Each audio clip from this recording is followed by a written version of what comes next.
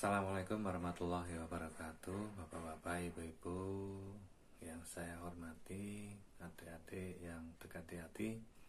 Pada kesempatan kali ini, dalam video kali ini, saya akan menyampaikan tips mengenai menjaga badan agar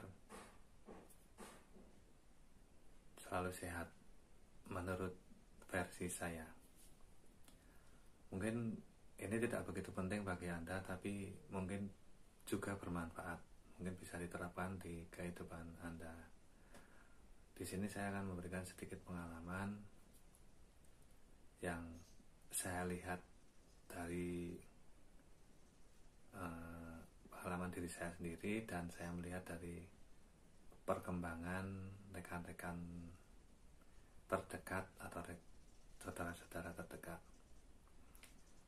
Pada saat masih di bangku sekolah, tentu memiliki badan yang ramping, perut yang ramping itu adalah sudah biasa. Namun apabila sudah beranjak dewasa, sudah menikah, memiliki perut yang rata, badan yang ramping itu adalah luar biasa. Tentunya ada beberapa langkah yang bisa kita tempuh apabila Anda ingin mengatasi atau mengurangi perut yang buncit. Saya akan membagikan pengalaman yang pernah saya alami, bahwa beberapa tahun setelah menikah, saya memiliki perkembangan perut yang semakin besar. Dan tentunya saya tidak menginginkan untuk berkembang ke yang lebih besar lagi atau yang lebih gemuk lagi. Nah, di sini saya mempunyai tips. Yang pertama adalah mengatur pola makan, menjaga istirahat dan kegiatan, menyeimbangkan antara istirahat dan kegiatan, kemudian menjaga pola hidup yang sehat. Kemudian berpikir dengan hal-hal yang positif, selalu memaafkan kesalahan orang lain, itu salah satunya seperti itu ya. Pertama yang kita lakukan adalah mengurangi porsi makan kita. Kita tidak usah merubah makan kita, tapi mengurangi porsi atau jumlahnya, dengan tetap menjaga keseimbangan gizi yang kita butuhkan, baik mengandung vitamin, protein maupun mineral ya. Jadi vitamin yang kita konsumsi mencukupi untuk kebutuhan kita sehari-hari dan untuk menjaga kebugaran ataupun kesehatan di masa mendatang, dan untuk memperbaiki apabila terjadi kerusakan pada salah satu anggota tubuh kita. Kalau kita biasanya makan satu piring masih nambah lagi, nah mulai dari sekarang kita kurangi dari satu piring separuh, misalnya satu piring nambah lagi menjadi satu piring tapi tidak nambah. Seandainya biasanya satu piring penuh, ya kita pangkas separuhnya menjadi setengah piring, dengan makan tetap menjaga 3 kali sehari, tetap pola makan yang bergizi, mengandung sayuran, buah-buahan dan lauk-lauk pauk kalau ada ya, menjaga protein, vitamin, itu seperti itu. Kemudian menjaga keseimbangan antara kegiatan dan istirahat, karena banyak kegiatan yang kita lakukan di luar rumah yang tentunya kadangkala menyita waktu kita, sehingga kesempatan kita untuk beristirahat itu menjadi berkurang. Bagaimana solusinya menurut saya? Kalau kita habis begadang melakukan aktivitas yang tidak bisa kita tinggalkan, sehingga semalaman kita harus membuka mata kita untuk tidak istirahat, tidak bisa tidur, maka bagaimana solusinya? Setelah hari itu, di hari-hari kemudian kita harus menyempatkan barang sehari untuk memperbanyak tidur melebihi hari-hari yang biasa, melebihi 8 jam, kira-kira seperti itu. Setelah itu kita akan pulih kembali. Itu mengenai pola istirahat.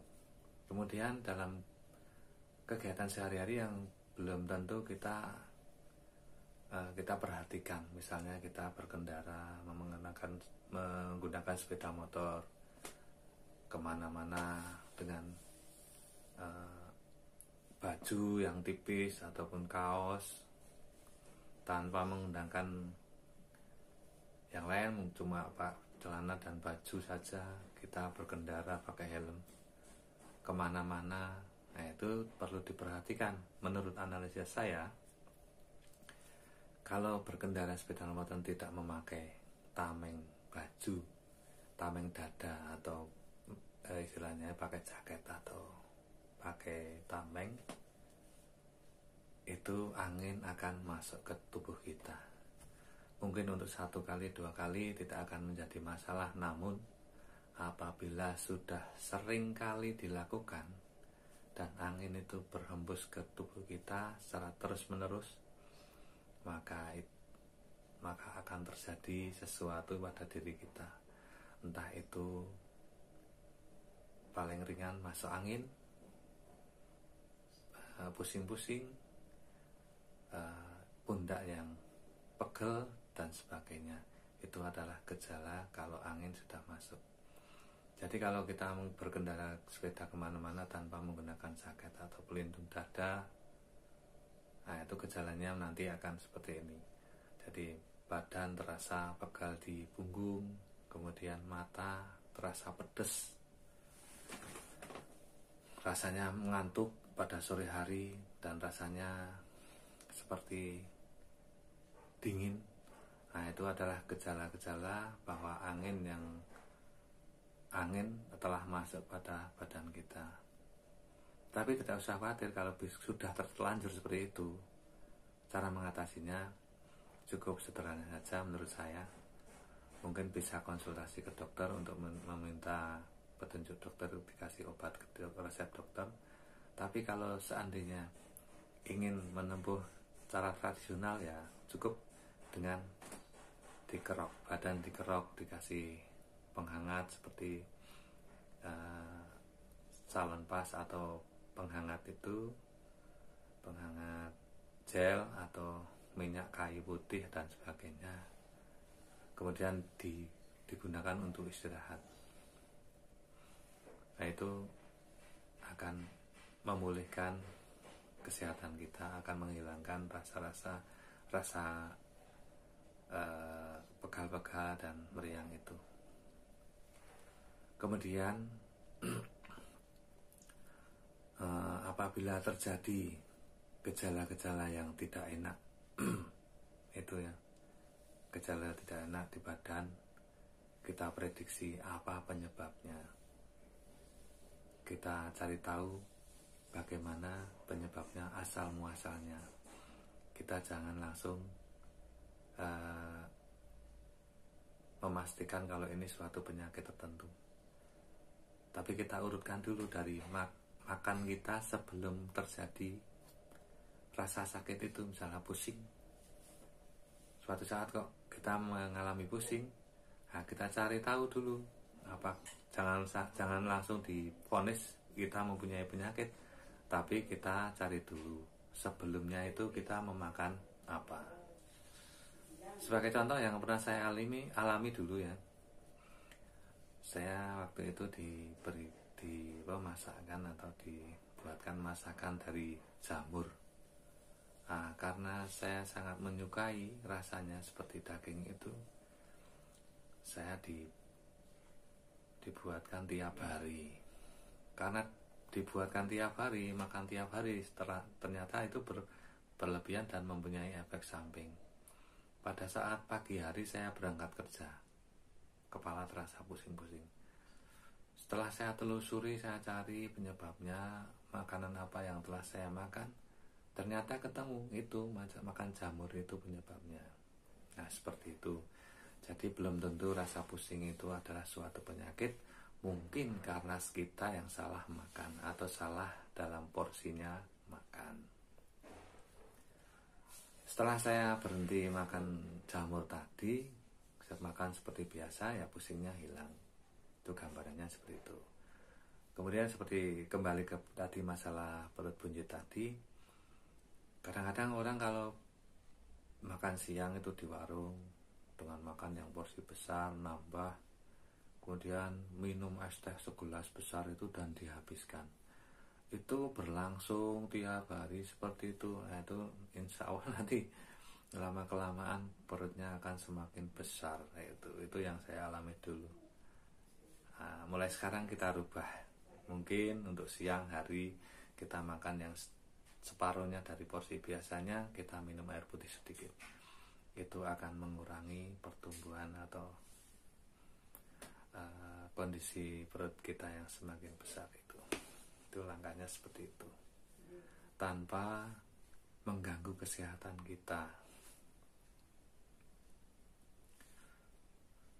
Kemudian yang tidak kalah pentingnya adalah selalu beribadah, menyembah kepada Allah Subhanahu wa taala yang menciptakan kita, dan memohon kepada Allah Subhanahu wa taala agar selalu diberikan kesehatan, selalu dijauhkan dari mara bahaya dan musibah, wabah dan sebagainya. Itu yang harus kita selalu dalam doa-doa kita diikutkan agar kita diberi kesehatan. Mungkin itu sementara itu yang bisa saya sampaikan, tips mengenai sedikit mengatasi perut yang buncit itu tadi. Perlu saya tambahkan, kita juga perlu untuk menjaga agar tubuh kita tidak mengalami gangguan pada saraf. Kita perlu minum air putih, tidak banyak sekaligus, namun kita sesering mungkin untuk minum, meskipun hanya 1 gelas atau setengah gelas, tapi dengan durasi waktu yang tertentu kita sekali-sekali minum. Tapi juga kita tidak boleh atau menunda untuk buang air kecil, karena kita kalau terlalu sering minum air putih, kita tentunya akan sering buang air kecil. Itu tidak perlu ditunda, kita harus segerakan. Kalau kita sering buang air kecil, tentunya kotoran-kotoran yang di dalam tubuh kita akan keluar bersama air kencing itu. Dan kita tambah lagi dengan air putih lagi, tentunya tubuh kita akan tetap tercukupi kebutuhan airnya dalam tubuh kita, tetap tercukupi, dan kita tidak perlu istilahnya itu ngampat untuk buang air kecil. Kemudian solusi lagi ya sebelum kita tutup ya, solusi untuk perut yang buncit tadi, kita jangan menunda untuk buang air besar. Sebab apa? Kalau kita menunda, kita lupa, terlalu lama atau beberapa hari, nanti ujung dari kotoran yang ada di tubuh kita itu akan mengeras. Nah, itu efeknya sangat berbahaya itu. Kalau tubuh kita, kotoran yang ada di tubuh kita, yang ada di anus kita itu mengeras, kemudian kita terasa ingin BAB tapi tidak bisa keluar. Nah, itu menjadi masalah tersendiri. Kalau kita paksakan untuk keluarkan, nanti yang keras itu akan menyentuh anus dan kemudian akan berakibat pada gejala ambeien. Nanti akan terjadi pendarahan di sekitar dubur, itu sangat menyakitkan. Nah, kalau sudah mengeras seperti itu, kita lupa untuk buang air besar. Nah, solusinya bagaimana menurut saya ya? Menurut saya solusinya, sebelum itu kita makan makanan yang bisa mengandung serat ya, yang mengandung serat, atau buah-buahan, misalnya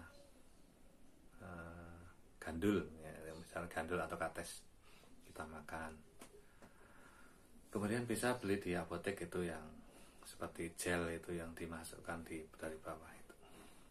Kemudian kalau kita terpaksa ingin buang air besar tapi sudah terlanjur keras tadi, sudah beberapa hari kita tidak BAB, maka cara mengeluarkannya jangan langsung banyak itu, tapi ditekan agar keluar kecil itu, ditekan kemudian keluarkan, ditekan keluarkan, jadi keluarnya nanti akan kecil sehingga tidak melukai lubang dubur.